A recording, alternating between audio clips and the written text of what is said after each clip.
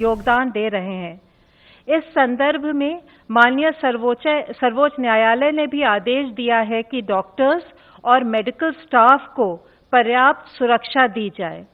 गृह मंत्रालय ने समय समय पर इस संबंध में सभी राज्य सरकारों को पत्र लिखकर सलाह दी है कि सभी डॉक्टर्स और मेडिकल स्टाफ को पर्याप्त सुरक्षा दें, चाहे वे हॉस्पिटल में कार्य कर रहे हों, क्वारंटाइन सेंटर में हों या परीक्षण हेतु फील्ड में जा रहे हों।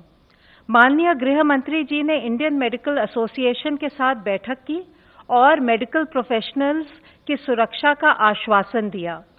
माननीय गृह मंत्री जी के निर्देशानुसार गृह मंत्रालय ने 22 अप्रैल को पत्र लिखकर सभी राज्यों को कहा है कि वे अपनी जिम्मेदारी का निर्वहन करें और आईएमए के लोकल चैप्टर के साथ मिलकर मेडिकल प्रोफेशनल्स को की पर्याप्त सुरक्षा हेतु जो कदम उठाने हैं उनको सुनिश्चित करें। चिकित्सा टीमों की सुरक्षा के लिए जो कदम उठाए गए हैं उनकी जानकारी भी आईएमए के लोकल चैप्टर के साथ साझा करें। इससे स्वास्थ्य कर्मी विश्वस्त होंगे कि वे सुरक्षित हैं।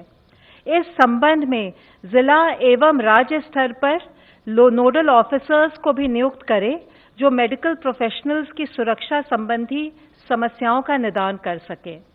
अगर किसी भी मेडिकल स्टाफ के खिलाफ कोई भी हिंसा या अनुचित व्यवहार की घटना होती है तो दोषियों के खिलाफ आपदा प्रबंधन अधिनियम 2005 के अंतर्गत सख्त कार्रवाई होनी चाहिए।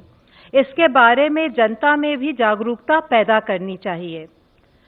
हमारी उम्मीद ये है कि इन सब कदमों से लॉकडाउन सफल रहेगा, एक्टिविटीज सुचारू रूप से प्रारंभ होंगी तथा हम कोविड-19 की चेन को तोड़ने में कामयाब होंगे। धन्यवाद। धन्यवाद।